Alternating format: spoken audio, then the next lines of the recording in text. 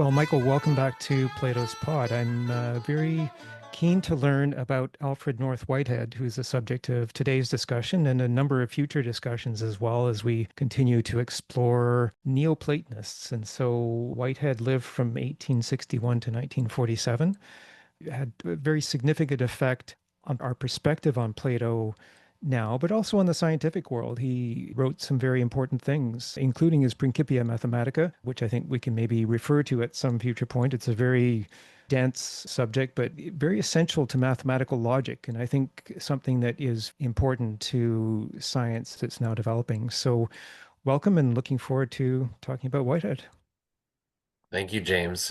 It's exciting to recover some lost thought, and that's true, I think, for both Plato and Whitehead. And I'm just really thankful for the work that we've been able to do together on Plato's Pod to bring these ideas into the 21st century.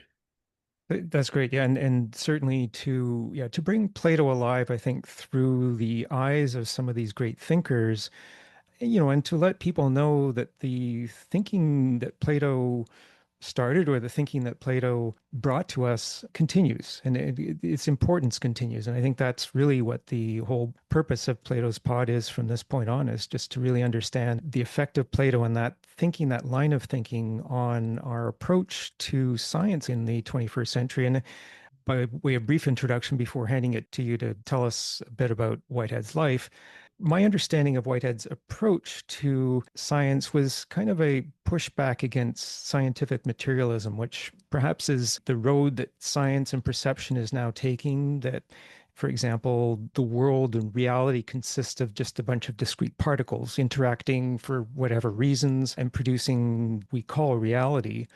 But I think there's a very different perception that Whitehead and a number of other thinkers have, taking on the Platonic tradition. I just wanted to read this one passage from his 1925 Science and the Modern World, which really struck me about his approach to oneness and thinking about Plato and the realm of being and the realm of becoming. Those are two parts of one whole that Plato talks about. And so I think this really struck me about that. So here, Whitehead was writing about Newton's scientific materialism. And he says, quote, which presupposes the ultimate fact of an irreducible brute matter or material spread through space in a flux of configurations. In itself, such a material is senseless, valueless, purposeless. It just does what it does do, following a fixed routine imposed by external relations which do not spring from the nature of its being. It is this assumption that I call scientific materialism. Also, it is an assumption which I shall challenge as being entirely unsuited to the scientific situation at which we have now arrived.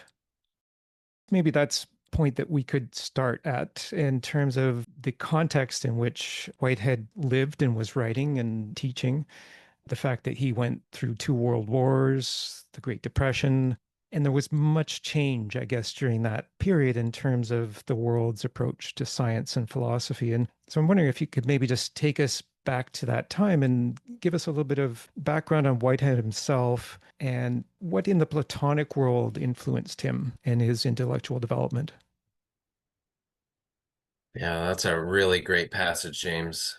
And I think you're right to say that, well, there are two reasons I think Alfred North Whitehead is worth revisiting on his own merits, in addition to his relationship to Plato. One is precisely what you just mentioned, which is he's a figure that challenges several of the great trajectories and status quo conceptions of his day. And I think it's always interesting to read someone who dissents in a moment in history and really does so in a compelling and rigorous and scholarly manner.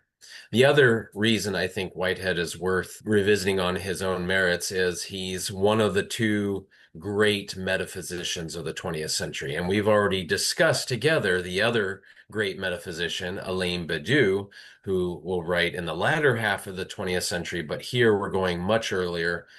And talking about somebody who was doing metaphysics late in his career in the tradition of someone like a Baruch Spinoza or Gottfried Leibniz, or even earlier, someone like Plato or an Aristotle, this old classical tradition.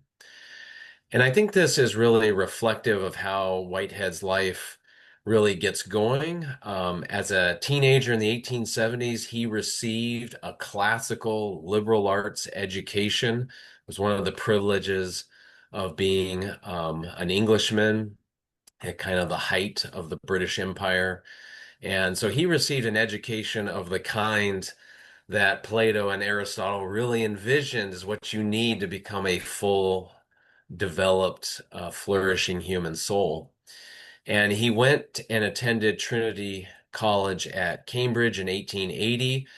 And that's significant because he would remain there as a faculty member all the way until 1910, so for 30 years. So he went there as a student, studied mathematics, and then became a mathematician and mathematics professor for the next 30 years. And that's really important for people to understand because Plato famously says that no one is qualified to study philosophy except those who have first mastered geometry. Now, that wasn't, I don't think, Whitehead's intention. He wasn't trying to be a good Platonic student, but he ended up being a good Platonic student by spending the early part of his life really mastering mathematics in a deep way before he moved on.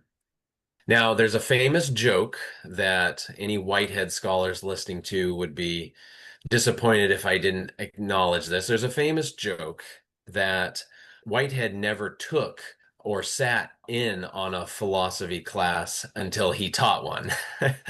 And there's some truth to that, as far as we know.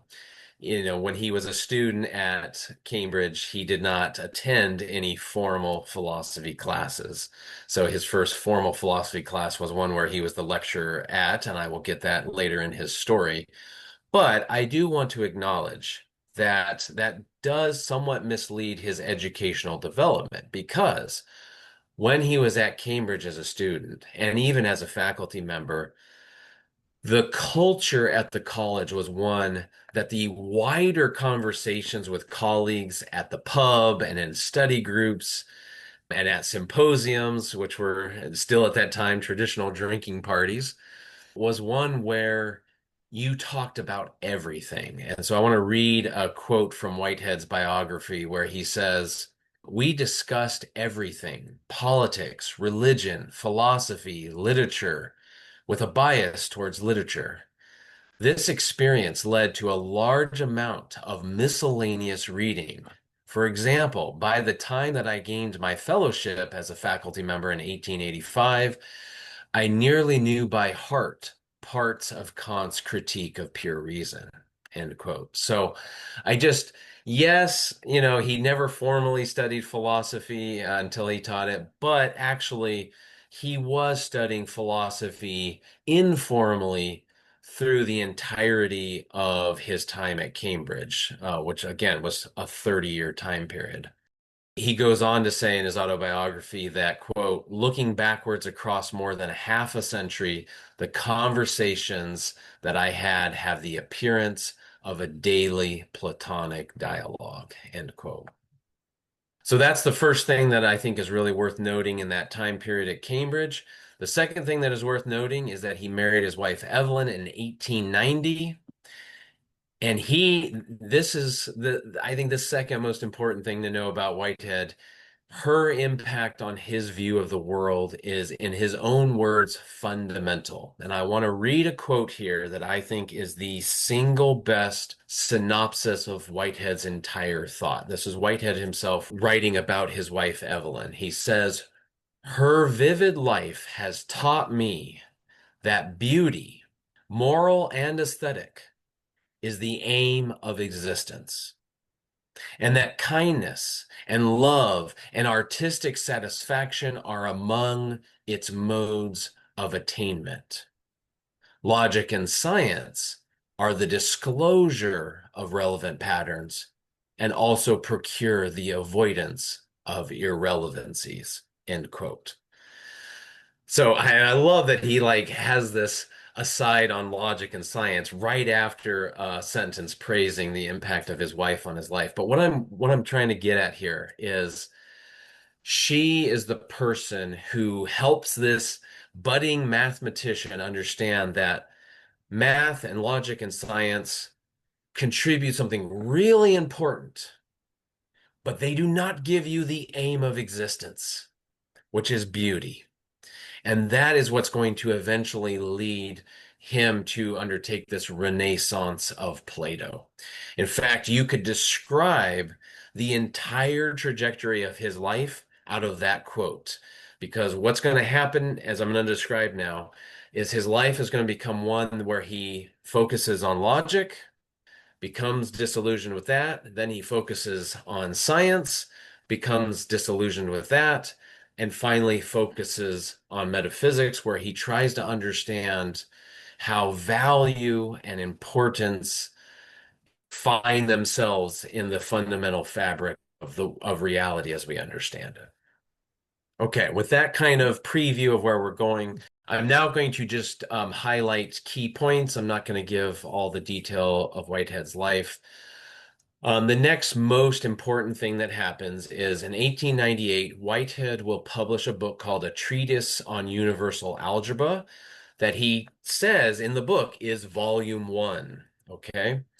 5 years later, one of his former students, Bertrand Russell, who's also a faculty member now at Cambridge, will publish a Neoplatonic text called The Principles of Mathematics. Now, Russell is not a lifelong Platonist, but he had this like brief 10-year period where he was a Platonist, and it's the same period that he and Whitehead are going to work on something that James, you alluded to a moment ago. So Whitehead publishes this book, volume one, and he's working on a volume two when Russell publishes this book, The Principles of Mathematics, that is also a volume one, and he's getting ready to work on a volume two. Whitehead reads it, goes to his office, says, "Hey, what are you working on for volume two?" And they find out they're working on the exact same thing. And so they say, "Hey, why don't we just write this book together, pool our resources?" They intended this to be a 1 year project. 7 years later, they publish volume one of what will be one of the three most important discoveries in mathematics in the 20th century. And they didn't stop there. They continued to publish. They published a volume two in 1912 and a volume three in 1913, a massive undertaking. And what it ultimately was an attempt to understand the universal logical foundations of all the disparate aspects of mathematics. Okay, the idea was that the kind of mathematical framework that someone like Gottlob Frege had been working on at the end of the 19th century had the kind of principles that you could reduce arithmetic and algebra and geometry and calculus and set theory and all these different things down to into a single clear set of rules, definitions, and axioms. And this was called the logicist program in philosophy. And what's fascinating about it is it was successful and also a failure. It was successful in that they basically created the modern framework for logic as it's understood today. So all modern logical theories use the basic ideas, not the notation, but the basic ideas of this work. But it was also a failure, especially for Whitehead, because he realized that there was no way to get a system of value out of this framework. There was no way to even get the framework for modern science out of this logical framework. That the goal that he hoped that you would be able to kind of explain everything using these logical tools ended up not satisfying him in a way that did justice to that beauty and that importance that I mentioned his wife had kind of brought into his life. Now, just as an aside, in case people are wondering, what are the other two significant mathematical discoveries of the 20th century? Well, one of them directly relates, and that's the two incompleteness theorems by Kurt Gödel in the early 1930s, which are theorems deduced from the framework of the Principia Mathematica. So, contrary to popular opinion, these are not refutations of the Principia. That's not what happened. They are surprising results that follow from the Principia's own assumptions that Gödel discovered. Really interesting, and maybe someday James and I will do a whole episode just discussing Kurt Gödel, who is another Neoplatonist, and the shocking implications of his incompleteness theorems. But I just want people to understand those theorems are building on Whitehead and Russell's work, not refuting it. And then the other most significant mathematical discovery was Andrew Wiles' solution to Fermat's last theorem later in the 20th century, which was an amazing set of discoveries in its own right. Okay, so Whitehead publishes this 3-volume work with Bertrand Russell, and by the end, he's done with it. He won't even rejoin Russell to work on a fourth volume, which they had sort of been intending. Because at this point, he's thinking, no, I want to get beyond mathematics. I want to get beyond logic. I want to figure out how these patterns that I've been thinking about for most of my life relate to the real world, to the world in my experience, the world as it matters for science and ultimately for meaning. And so this is the time period where he leaves Cambridge, he goes to London, he begins teaching at different schools around London. He first teaches at University College London. This is in like 1911, 1912. In 1914, he gets hired on at the Imperial College in London. And if people are paying attention to the dates, two really important things are happening around this time period. First, World War I commences. So Britain is heavily invested in this Continental War, very destabilizing time period. The other thing that's happening is we're really moving into the mature work of Albert Einstein. So the discovery of special relativity has happened in 1905.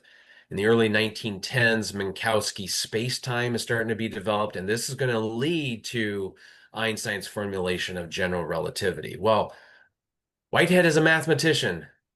He understands how to think about these concepts in a really deep way. He's looking at these discoveries. He's looking at these four-dimensional models that they're developing. And because of his own peculiar view of mathematics, where Whitehead thinks of mathematics as the description of transformation, the description of change, he says, this is a vision of the evolution of physical systems and the universe as a whole.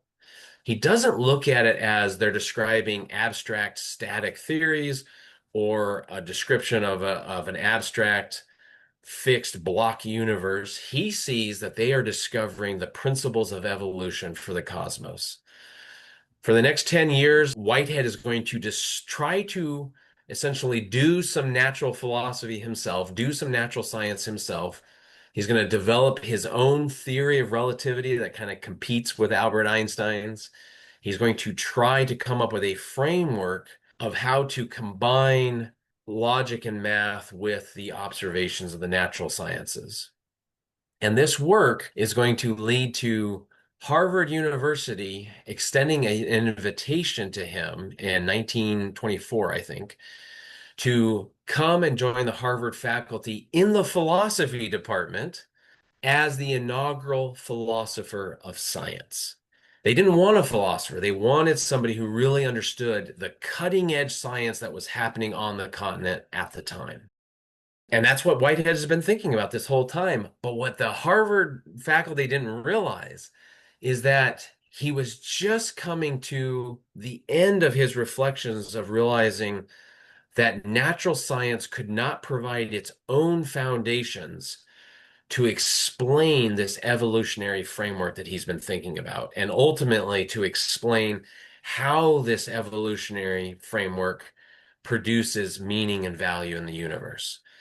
So they hire him on, and his inaugural work is this amazing text that James read from called Science in the Modern World, which is a fantastic historical survey of the development of science from the ancient Greeks to Whitehead's own time period.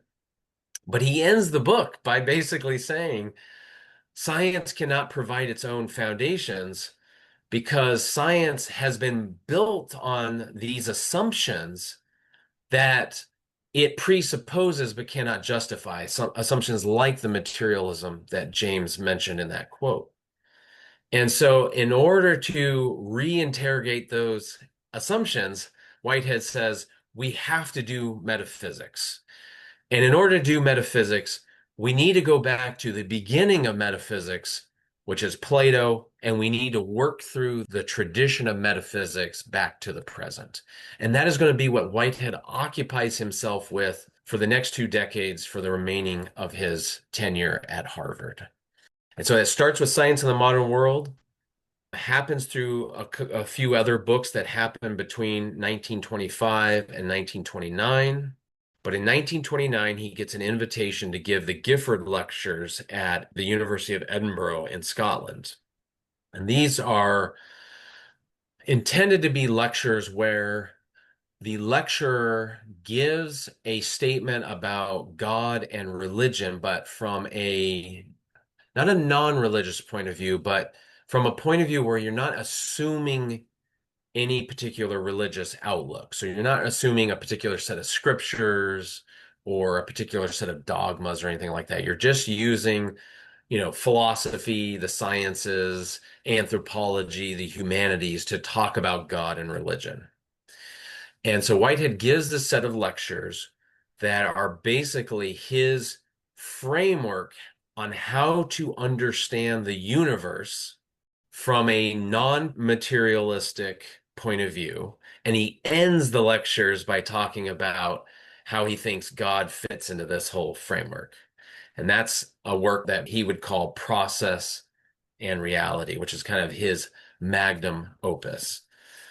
And so I'm gonna end my survey here there, even though Whitehead would go on to write subsequent books that would kind of develop those ideas. And the two most important ones are a book called Adventure and Ideas, where he extends those insights to the humanities, and Modes of Thought, where he kind of summarizes all these ideas in a much more accessible way.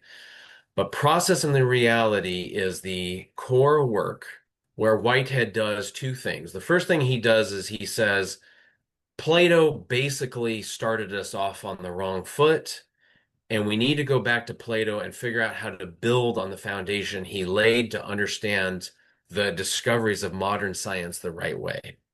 And the second thing that he does in that work is he says, Plato has been understood as the philosopher of eternity and permanence and fixedness, but that's a mistake. Plato is also the philosopher of life and motion and change. Why? Because Plato was a student himself of a couple thinkers. One thinker was a guy named Parmenides, who was all about eternity, fixedness, but he was also a student of a guy named Heraclitus, who was the thinker of change. This is the guy who said you can never step in the same river twice. And Whitehead sort of noticed that you got to have both. You got to have permanence and change if you're going to truly understand the world. Well, he spent most of his life trying to figure out, where does change come from? He couldn't get it from logic. He couldn't get it fully from mathematics. He couldn't get it from science. And so in Process and Reality, he builds on Plato to show how a metaphysics of evolution, of change, of process can give us the most complete and robust picture of the world. And he ends the book by saying, and this actually shows us how value, meaning, and beauty are possible in the world. Well, that's gives a lot to think about, and certainly the idea of beauty, I think, is lost a lot in the modern world in terms of the pursuit of material value and the pursuit of material proofs. And so I think, yeah, the idea of going back to kind of the first principles, but also the reason for things. There was another quote that I just happened to come across. I guess he wrote in 1934. I'm not sure which writing it was from, but he says Newton's methodology for physics was an overwhelming success, but the forces which he introduced left nature still without meaning or value. In the essence of a material body, in its mass, motion, and shape, there was no reason for the law of gravitation. And the word reason struck me there as being key. And again, to go back to Plato and the idea that there are two realms. There's the realm of being, which is accessible only by reason.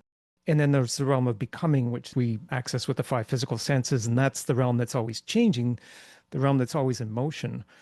And I like the idea that Whitehead was trying to bring motion into the sense of modern scientific understanding. I have had recently the chance to go back and reread a good portion of the Theaetetus and Philebus, which I find a lot. Plato writes a lot actually about motion in the Theaetetus in particular, but also a lot of mathematical connections in the Philebus. So I think bringing that kind of language and understanding into the modern context, the world of Einstein's relativity, which, as you said, was happening while Whitehead was writing, and I think, to bring mathematics into it because so much mathematical progress has been made, incredible mathematical discoveries continue to be made. And I think there is a sense that mathematics does give some sort of sense of the underlying reality, the reality which is not just discrete particles, but process, I think was the word that Whitehead used for it. The mathematics tell you how you get from one to the other, and it's not just sort of a random process. There's logic behind it, and there's mathematics behind it, which Plato emphasizes really through. I can't recall how many dialogues he uses references to evens and odds, for example. He's giving us a hint about quantities and mathematics. And, certainly I think it's said that most mathematicians are Platonists in the sense that they think that mathematics is something that's discovered, not invented. And so I think that's entirely fitting connection that there's some beauty in mathematics in terms of the simplicity sometimes of what seem to be tremendously complex things, but the underlying logic, mathematical, geometric, as Plato always emphasized, let no one who is without geometry enter the doors of the academy. That's absolutely key. So yeah, this is a great introduction, and in the idea of finding patterns, I think is essential. And I want to say that it really is important to me and why I take great value from Whitehead to understand that one of the great stereotypes of Plato, and it's certainly one that was alive and well when Whitehead was writing, is that Plato dislikes and rejects the concrete processual world and says, no, no, no, no. The only thing that matters is the fixed eternity of being.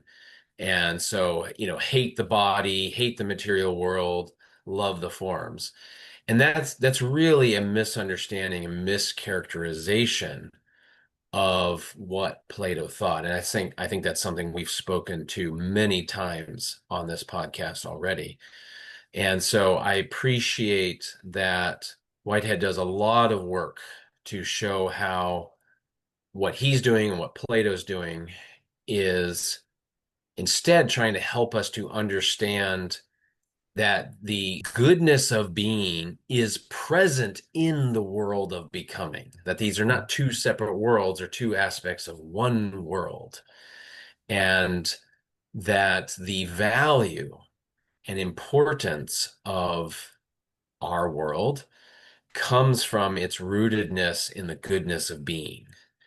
Now, Whitehead is going to go on to say, and it's also rooted in the agency and responsibility we have as evolutionary creatures. I don't just mean creatures that are part of biological evolution. I mean, each of us is evolving throughout our lives, and we're making choices and reacting to stimuli, and that is part of what gives texture and meaning to the world. But it's that interaction of our responsibility and agency to the permanence in the flow of everyday life. That is the Platonic realism that Whitehead was at pains to defend. Yeah, absolutely. And I think, yeah, that misperception of Plato, I think it's an important one to address because I think that it's one that leads to this idea of scientific materialism, that the things unfolding in front of our senses are all that exists. And I don't find that Plato ever disavowed the material world, but it's a world, as you said, that is one that contains truth, goodness, and beauty, but we have to find those. And that's not an easy thing, right? And so I think that was a whole lesson of Plato's allegory of the cave in the Republic, was that we can't be as prisoners looking at shadows on a wall, reflections of physical things, and thinking that that's all that there is. We have to then go to the next level and access our understanding of those things in the realm of being, which is where we exercise reason. Reason that doesn't exist in the physical realm of becoming of the five senses. There's no reason in the five senses. So, yeah, to the extent that Whitehead and other Neoplatonists are looking for those reasons, I think that's key. And to make it clear to the world that the Plato was not. Although Socrates, I think at one point says, a philosopher's job is to prepare for death.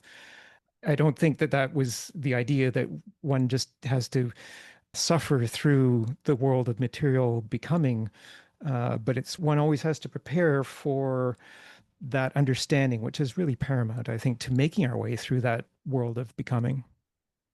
Yeah, I agree. I wholeheartedly endorse everything you just said because it's about preparing for a good death, which means having lived a good life. Yeah. And the reason why there are dialogues of Plato where there are these sharp contrasts between the world of being and the world of becoming is because Plato's audience are people who have no recognition at all that there's something that transcends the, present moment of the material world. So when you're trying to get people to notice something transcendental, yes, you have to make these sharp contrasts, but it was never for the purpose of denigrating or rejecting the material world, because that's where our lives are. It's rather to train people's vision so that just as the philosophers who must go back into the cave to rescue others, it's so that we can live in this material world as good people, rooted in what is true, good, and beautiful, and not as people, thrown to and fro by the happenstance of the material world, the lust for power, and so forth. And that I think is the right way to read Plato. And I think Whitehead is just one of those luminaries who, because he wasn't originally a professional philosopher, he wasn't writing for other philosophers. He was kind of a latecomer to studying Plato in an intensive way. He was able to just read Plato and not worry about what the kind of stagnant consensus about how to read Plato was in his day. Mhm. And speaking of which, I suspect you have an interesting Whitehead passage we might look at that we Exactly, can yes. talk about with regard to this. Exactly, yes. And it's, in reading the entire Wikipedia entry on Whitehead, I don't think Plato is mentioned once, but he is famous for writing this particular part. And this is from Process and Reality, I believe, where he writes, the safest general characterization of the European philosophical tradition is that it consists of a series of footnotes to Plato. I do not mean the systematic scheme of thought which scholars have doubtfully extracted from his writings. I allude to the wealth of general ideas scattered through them. His personal endowments, his wide opportunities for experience at a great period of civilization, his inheritance of an intellectual tradition not yet stiffened by excessive systematization, have made his writings an inexhaustible mine of suggestion. Thus, in one sense, by stating my belief that the train of thought in these lectures is Platonic, I am doing no more than expressing the hope that it falls within the European tradition. But I do mean more. I mean that if we had to render Plato's general point of view with the least changes made necessary by the intervening 2,000 years of human experience in social organization, in aesthetic attainments, in science, and in religion, we should have to set about the construction of a philosophy of organism. In such a philosophy, the actualities constituting the process of the world are conceived as exemplifying the ingression or participation of other things which constitute the potentialities of definiteness for any actual existence. Things which are temporal arise by their participation in the things which are eternal. As you said, James, that is a justly famous passage.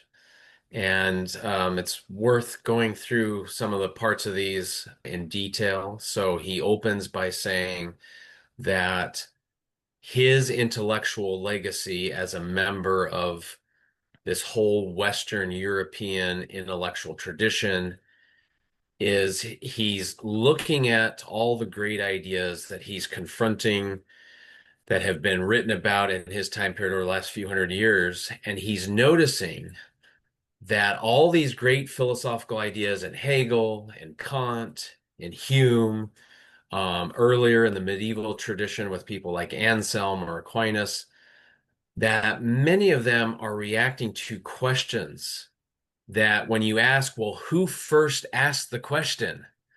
It was one of Plato's characters in one of his dialogues. And Plato was really the first person to kind of give sketches of how to go about methodologically, systematically, rigorously giving answers to those questions that would reflect wisdom. And so he says here, what he's not talking about are the schemes of thought which scholars have doubtfully extracted from his writings. That's a little bit of a diss. He's saying, there are a lot of people who think they know what Plato was talking about, and it's a little sketchy. What he's saying is the fingerprints of Plato are everywhere. We see people who, even if they don't know it, are thinking about the world in ways that are shaped by the vision of the world, the creativity of vision, the imagination of vision that Plato had. Mm. Yeah, and I really like that ending sentence there. The things which are temporal arise by their participation in the things which are eternal. So they're tied together. It's a oneness. It's not separate. One just doesn't just go through individual experiences, but it ties to something more eternal. And again, thinking of Socrates saying, the philosopher's role is to prepare for death, or as a good death, as you said.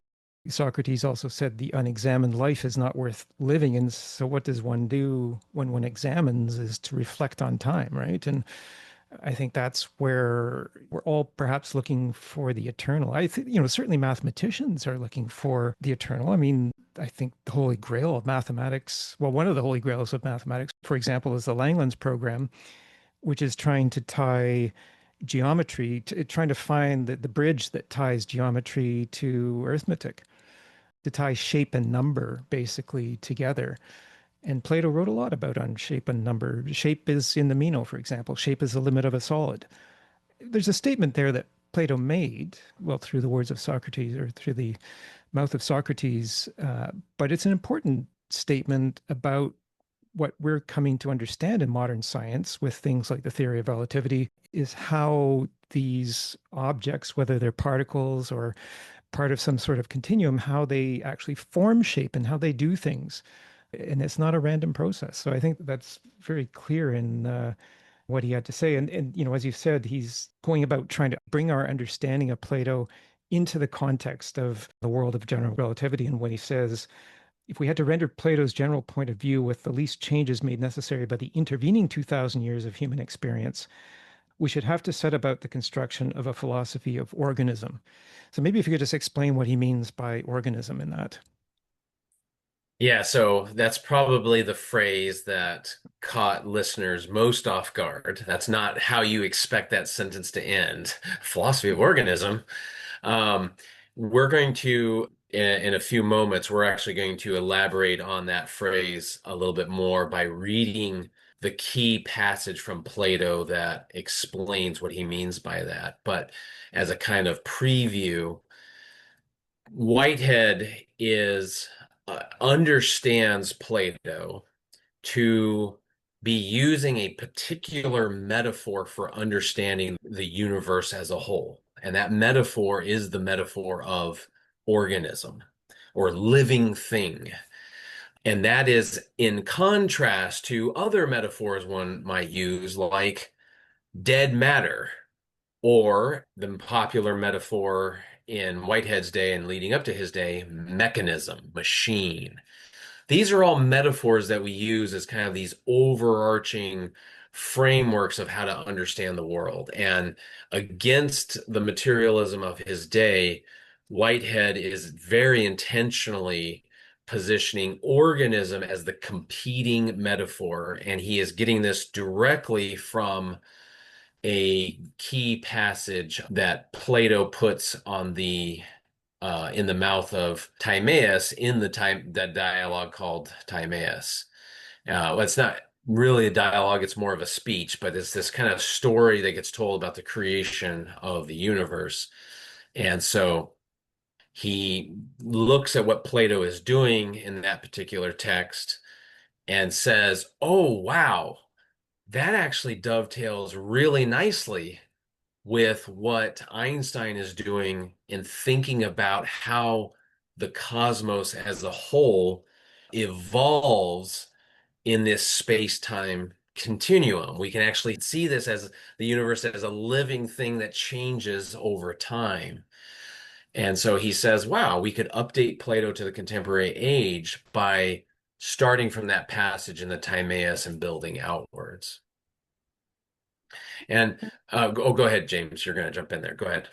I was just going to say, when you talk about organism, it makes me think of something that I think is central to science now, or central to the discoveries of science, which is that there aren't random processes. I think all of scientific discovery has shown that all processes are connected. There really is no truly random process. You know, even Brownian motion of gas particles in a box, there's actually a pattern to that. And I think that's what Einstein was actually awarded the Nobel Prize for. So, yeah, I think the idea of organism as being something that's coordinated and not random is important. And something that's coordinated then has reason, which then goes back to the realm of being that Plato talks about. You know, and I was going to say too that one of the very contentious things I think about Plato, maybe the most contentious thing, is the notion that the universe itself has a soul, that the universe is an organism, as you said, living thing. And in the Timaeus, living and thing are capitalized, living thing. So the universe itself has a soul. And as I've said before many times in episodes, if we have souls or some sort of force that inspires us, why shouldn't the universe have at least as much as we do? I think that's key about organism. The other thing I wanted to highlight that you mentioned earlier is that closing sentence where he says, the things which are temporal arise by their participation in the things which are eternal. Number one, if you want to figure out whether somebody is a Platonist or not, look to whether they unapologetically use the words participation and eternal. That is bedrock 101 Plato. Participation here means the forms of things are eternal and transcend any particular material situation. So you don't say, this thing like is a triangle, it participates in the form of triangle. And all that means is if you destroyed that thing, you don't destroy the form of the triangle. The form of the triangle is an eternal thing that cannot be destroyed. Whereas that particular thing is the thing that can be molded, it can be made into a square or a circle or whatever. And when it does, it's participating in other forms. And so it's an amazing sentence that he writes here, where he's noting that the whole goal of philosophy is to figure out how that temporal, the realm of becoming, participates in the realm of the eternal, those forms that give shape and meaning and pattern to that temporal flow. And that's all he means by that previous sentence where he says, in such a philosophy, the actualities constituting the process of the world. So the things that really exist that make up how the world is evolving from one moment to next exemplify the participation of these eternal things that give the meaning and also the possibility for future change to the world at any particular time. That's really what he's getting at. And again, he's saying this is what Plato was ultimately trying to do in conceiving the universe as a living thing. And I guess for those who think that the idea of the universe itself having a soul or some sort of creative force or some sort of spirit, I guess, maybe in the modern world we think of that from the materialist perspective as kind of a scary thing. We don't like the idea of there being some power over us. But then maybe there's another way of seeing that in terms of participating in something that's eternal. Well, we participate in something that's eternal. And maybe we could see that as something that's empowering, immensely empowering. And so it's not just that we're some sort of random beings who come into being, making our entrances and exits on the stage full of sound and fury and meaning nothing, but we're actually part of a process, of a universal process. I find that really empowering, and that's maybe another way of seeing Plato, that when one steps away from the scientific materialism, one can find that power. So I'd like to read one more passage from Process and Reality before we turn to the Timaeus section, which will conclude our episode, our conversation for today. And your comment makes a perfect segue, James, to this passage. I'll read it and maybe let you have the initial reaction. But this is a passage where Whitehead sort of explains the attention to process. Why think of the universe in terms of process? And what does that have to do with thinking of it in terms of organism? Well, what is an organism? An organism is something where all the parts that make up the creature are all interconnected and affecting each other.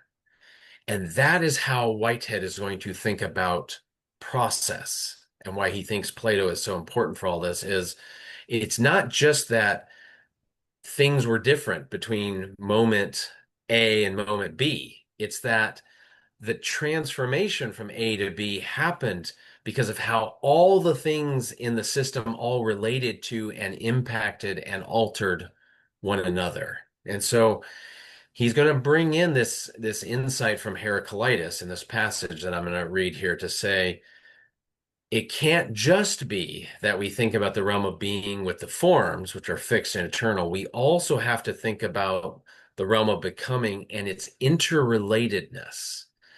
And so, just as a note here, he's going to quote in this passage I'm going to read, he's going to quote Heraclitus, who had this Greek phrase, panta rei, which translates all things flow.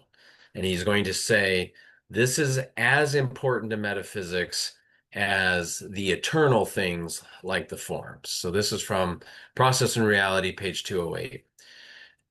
All things flow is the first vague generalization which the unsystematized, barely analyzed intuition of men has produced.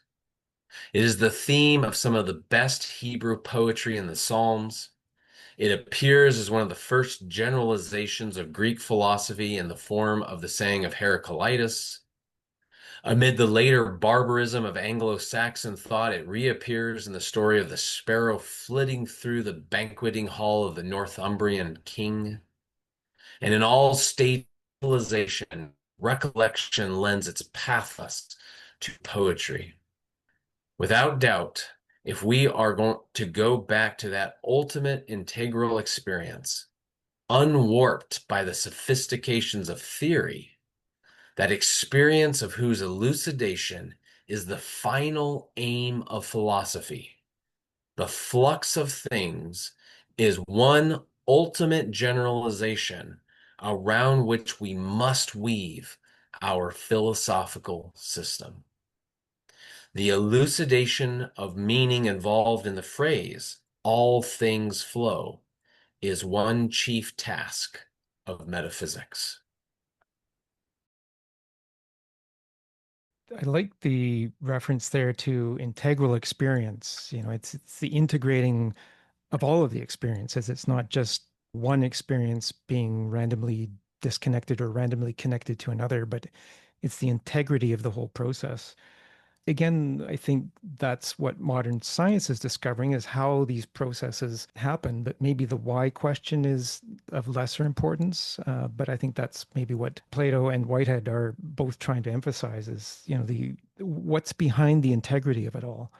So that kind of struck me. And then the flux of things is another thing, whether it's the prisoner in the cave staring at the flux of the shadows on the wall in the allegory of the cave in the Republic, or whether it's this incredible world of atomic structures, which modern physics is discovering incredible things about atomic structures here and elsewhere in the cosmos is quite amazing. But in all of this flux, there is some reason, there's a flow behind it. It's not just static, it integrates to something, maybe to use the mathematical sense of integration, but it's flowing, it's constantly changing. I cannot commend to listeners enough the importance of your emphasis on integrity, which has not just meaning in the moral context, but in the architectural context. The integrity of your building, which has, as you noted, meaning in the mathematical context. Whitehead wants that pregnancy to the word here. This is a very poetic passage. That's why I wanted us to read that today, because here we have a lifelong mathematician writing a book of metaphysics, and he is going out of his way to be poetic because he believes the poetry does justice to the reality. You mentioned the allegory of the cave.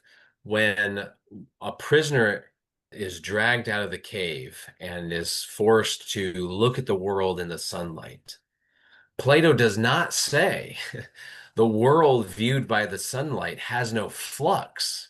This is one of the big mistakes people make is they think flux only pertains to the shadows on the cave wall. No, no, no, no, no. The shadows on the cave wall are what you see. It's the flux with no meaning or reason to it. The world out in the sunlight is the flux with meaning and reason to it. Plato is not anti-flux. What he's against is viewing the world as a series of one-off disconnected events. And what Whitehead wants to do is take seriously that all things flow, but to recognize that all things flow because out of the many, one is being created, and out of the one, the many is being created.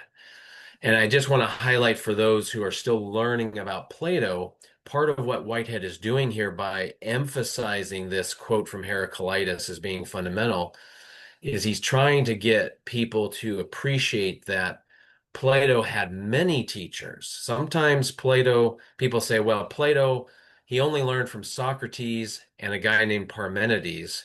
Parmenides was famous for denying motion, denying time, saying everything was fixed. That's not true. He did learn a lot from Parmenides. He did appreciate what Parmenides taught him about reason. But he also had other teachers, and one of them was Heraclitus. And Plato is very clear in his writings. We cannot dismiss Heraclitus's emphasis on the reality of becoming. Now, Heraclitus may have went too far, where it's all becoming and there's no being, just as Parmenides went too far, saying it's all being and there's no becoming. And so think of Plato as trying to balance the two, give room for both being and becoming. And that's exactly what I see Whitehead doing as well. And as you said that, an image popped into my mind of sort of these two realms.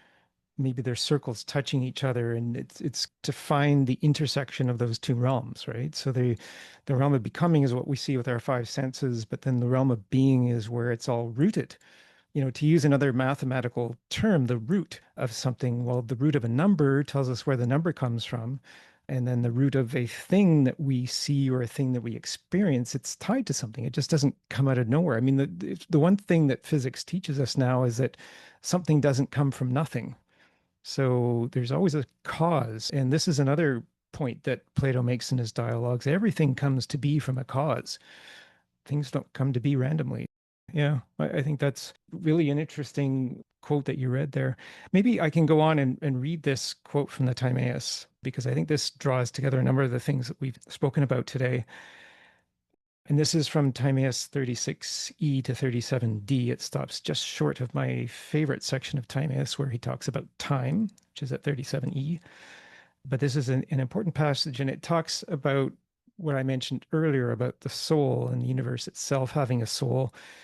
And so maybe just before I read this, I'll just clarify for listeners that soul here isn't meant to be something that's religious. Soul isn't something that just doesn't exist solely in religion. I read it as animating force. If you don't like the word soul, read it as animating force or spirit or whatever it is inside each of us that inspires us, makes us unique and gives us each individually ideas. And as I said before, to me, it makes no logic that we should have this animating force or soul or spirit if the universe itself doesn't have it. Like, how could we have something that the universe doesn't have? So whenever I read Timaeus, I think about that. So let me just read this section then. James, one clarification as well. You're about to read a section that comes towards the end of the initial description of a kind of creator figure fashioning a good world. Right. So I just want listeners to understand this is a myth. Plato's Pod has done numerous discussions on the Timaeus. So if you want the context, I encourage people to go back and listen to some of those past episodes. And this is sort of the culmination of the first part of this description of how the creator figure has fashioned this world. And so think of this as like the bringing together of, so what have we made? And that's what James is going to read here. Yeah, exactly. So Timaeus 36c to 37d. The character Timaeus in the dialogue, the Timaeus, says, once the whole soul had acquired a form that pleased him, he who formed it went on to fashion inside it all that is corporeal, and joining center to center, he fitted the two together. The soul was woven together with the body from the center on out in every direction to the outermost limit of the universe, and covered it all around on the outside. And revolving within itself, it initiated a divine beginning of unceasing, intelligent life for all time. Now, while the body of the universe had come to be as a visible thing, the soul was invisible.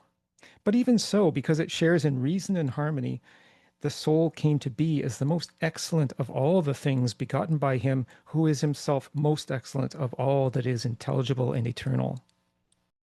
Because the soul is a mixture of the same, the different, and being, the three components we've described, because it was divided up and bound together in various proportions, and because it circles round upon itself, then whenever it comes into contact with something whose being is scatterable, or else with something whose being is indivisible, it is stirred throughout its whole self.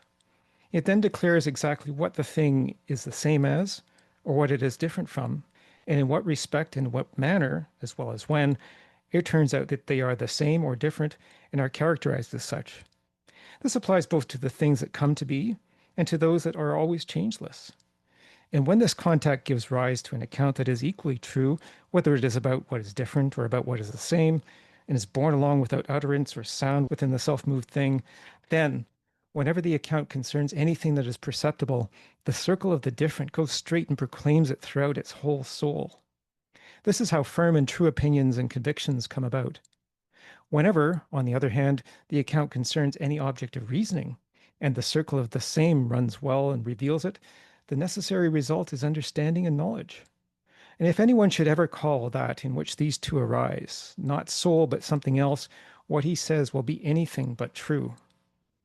Now, when the Father who had begotten the universe observed it, set in motion and alive, a thing that had come to be as a shrine for the everlasting gods, he was well pleased, and in his delight he thought of making it more like its model still. So as the model was itself an everlasting living thing, he set himself to bringing this universe to completion in such a way that it too would have all the character to the extent that was possible. So that's the end of the quote. And then he goes on in the next section to talk about making the universe or the universe we experience as an imitation of the real thing. Yeah, and it's only for time constraints that we're not reading more of this, and maybe in subsequent episodes we can, because the whole of the Timaeus is important for Whitehead. But this is one of several key passages in the Timaeus where Whitehead is reading this in the late 1920s.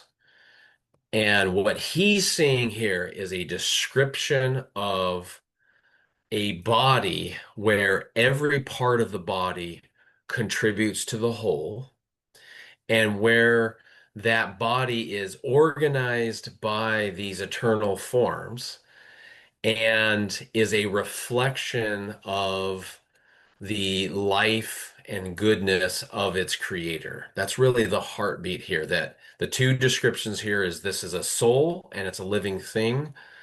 But in that middle paragraph, when he talks about how the same, the different, and being are brought together, the model that he's giving here is of a living organism, and by the end, a living organism with intelligence that can reason and think about the world, which is obviously us, right? And so we're getting this description of the soul of the universe as actually being the model on which we are created. It's not, don't think of this as he's making the soul of the universe like us. It's the other way around. Plato's saying we are an imitation of the soul of the universe, which is itself an imitation of its creator.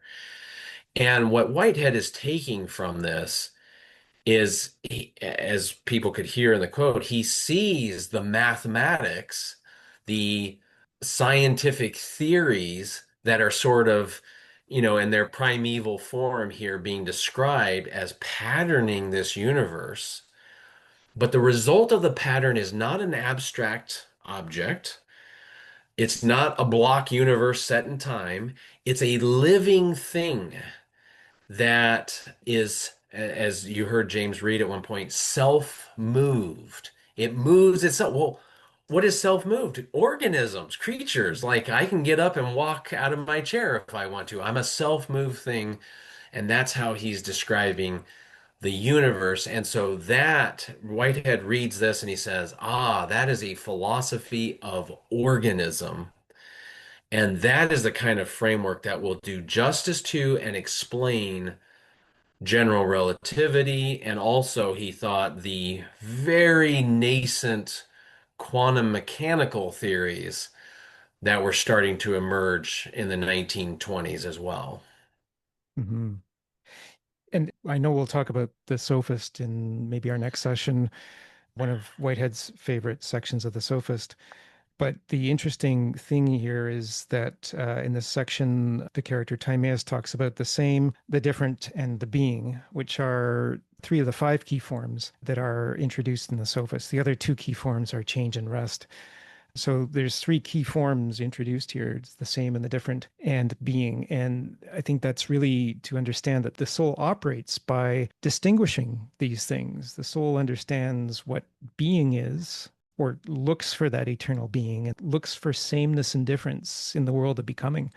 One of the really powerful things at the beginning of that reading is where he says, the soul was woven together with the body from the center on out in every direction to the outermost limit of the universe. And so when he says the body, this is the physical things, the things that we see, touch, taste, hear, and smell with our five senses, but the soul is there everywhere, right to the outermost limits. One way of looking at it, I guess, is you could think that, well, this universal soul is directing us and telling us what to do. Well, it doesn't say that anywhere in this reading or anywhere in Plato. It says that we have the soul. And so again, I find that empowering that we participate in this, to use the word participation, we participate in this universal soul. So it's not something to fear. I think it's something to celebrate. Yeah, it's a way, it's Plato way of describing the universe as an evolving thing. And we are evolving things. And that means two things. One, no act of will can hold ourselves in place. You just can't, I mean, you can stand in one place, but that doesn't mean change is not happening. So change is going to happen no matter what, and responsibility comes in when we take ownership over that change and the direction it takes. And the other thing that this means is that Plato is really describing in his own language here is that we are all connected in this, which means our choices affect each other and affect the whole universe, right? So this is Plato creating this vision of a unified cosmos where everything is interconnected and affecting each other. And as you say, this is an empowering statement. It means we have real agency in the evolution of the cosmos, our little corner of it, but it also is humbling because it means we as individuals are not the world soul. We as individuals are not the creator of the universe. So, yes, we have agency. We don't have cosmic agency. Yeah, And so we should not see ourselves as nothing because we are not nothing. We are special creatures of responsibility. But we are also not everything. We are not gods, and we should not act like gods, which means we should not be tyrants. exactly. And the world is besieged by tyrants and always has been, I guess. And this is something that those people who may be rather soulless don't understand is that there is this interconnection of souls, and that's an empowering thing too. But we're told that we each have the agency to do whatever we want. I think that's part of the modern materialist world, which is just not. It's just not a fact of life. Life doesn't work that way.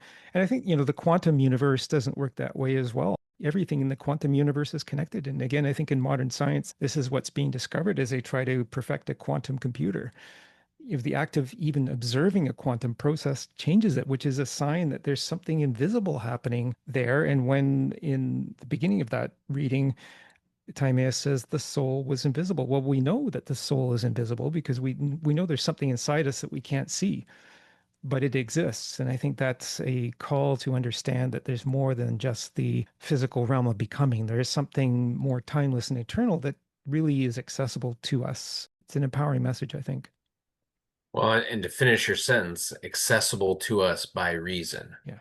Yeah. So when you say there's something in us that we can't see, I hope listeners understand James means that in the strict sense of visible perception or perception through the five senses. Because there is a more metaphorical understanding of the word see where we see with our mind's eye, we see with our reason. And the Platonic position is that the transcendental, immaterial dimension of reality is perceptible through reason. Um, we are not making claims about blind faith. Just trust us that there's more to the world. That's not the claim here. The Yeah. claim is when we cultivate our own souls, we become the kinds of people who can understand the universe as a living thing with meaning and value and purpose, and not just as furniture being moved around, which is the more materialist position. I can remember when a physicist went on Stephen Colbert's show before he had the Late Show. It was called the Colbert Report. And a pretty well-known physicist, Brian Greene, went on there and Colbert asked him, so what are we from a physicist's point of view? And he said, we are nothing more than bags of particles. Now that's terrible. That's terrible. That is not what we are. We are organisms, which means all those particles have interrelated to form molecules, and all those have interrelated to form cells, and so on and so on. And these things actually exist. They are built up through the one being created out of the many through these interrelations. And to go back to Whitehead's other word, process is his attempt to explain what Plato means by these things. Process is the explanation of how something evolves from particles to molecules to cells to organs to organisms. There's an evolutionary process that creates these things. We are not just particles banging around purposelessly, meaninglessly, and having no significance whatsoever. There's more to it than Mm. that. Absolutely. I mean, the thought that I'm just a bag of particles or molecules, whatever the term that Brian Greene used, I mean, that would be rather horrifying. I mean, what would be the purpose of getting up in the morning if that was the case, right? To face the travails of the day with no greater purpose than just getting the bag of particles through to the next day. So I think that's we're all looking for something. I think that's the key thing, and there's something eternal about our quest that really comes through in this quote. I wanted to highlight too some of the mathematical and geometric things in this quote that really struck me. He says, but even so, because it shares in reason and harmony. He's talking about the soul. So harmony could be seen as a mathematical concept. Of course, there's a harmonic function. There's harmonics of music, for example, sounds, sound waves, which is how Pythagoras came to the understanding of the connection of things, sounds. He uses the term various proportions, which is a very important thing to understand. Proportion keeps coming up throughout Plato. In fact, he talks about it in the divided line of knowledge in the Republic. He uses the term circles several times, circles round upon itself. And then he says, whenever the account concerns anything that is perceptible, the circle of the different goes straight and proclaims it throughout its whole soul. Interesting use of circle and straight there. That's Parmenides 137e for sure, which is my favorite line of Plato, the difference between straight and round. Plato, as always, is including some references there. He's not telling us what to think about them, but I think the conclusions, if we understand that everything is a process and everything is connected, then I think we start to understand these references and the mathematics of the references and why somebody, a mathematician like Alfred North Whitehead, could be so attracted to the idea of connections. Yeah, just to reinforce James's point, right before this passage, 35a through 36b, Plato explicitly goes through some key ratios that are a part of music theory and harmonics, and that he uses primarily because of their intrinsic beauty. And this is really what is driving Whitehead. To go back to that quote that I read about the inspiration his wife had for him, is when she came into his life, he stopped looking at mathematics as something like a mere conventional framework where we're just jotting down notations and rules for transformations of the notation. No, he sees mathematics as describing the shape of the world. 2 plus 2 equals 4 for him is not saying, oh, we've got a fixed thing on one side of the equal sign and a fixed thing on the other side, and we're just noting that they're equal. No, it's a description of a transformation. It's a description of taking two things and another two things and changing them into four things. And that's process. And so, and then he thinks process only happens when there's an aim. When there's some reason why two and two are being transformed into four. And so once you have an aim, you have purpose, you have meaning, you have significance. And so he is looking throughout his life from his work on the Principia, on the fundamental logical foundations of mathematics, to his work on Minkowski's spacetime and the theory of relativity, to some of his work on religion. He has a book, Between Science and the Modern World and Writing Process and Reality, where he thinks really deeply about the anthropology of religion. He's moving through all these things because he's trying to find a framework, a way of looking at the world that will vindicate this intuition he has that the patterns of mathematics should be beautiful and meaningful. And he doesn't think he finds that vindication until he grounds his work in the metaphysics of Plato and draws Plato forward into his own time. Hmm. And what you said about 2 + 2 = 4, it makes me think of one of my other favorite parts of Plato is in the Phaedo, where Socrates is preparing for his execution. But he goes on about, he has this long riff about, I don't even know how two comes to be, he says. Is it because of the first one, you put another one next to it and together they become two? Or do you start with one thing and then divide it in halves so that they each form part of what becomes two? And then he goes on, and so it's an interesting mathematical question, actually. How does two come to be from one? So, if we have one universe, and the dialogue that Timaeus clearly states that there is only one universe, it's not a multitude, it's one. And so, how does this multitude of what we see and experience come to be from this one thing? And then how does it go back to the one thing? Absolutely, yeah.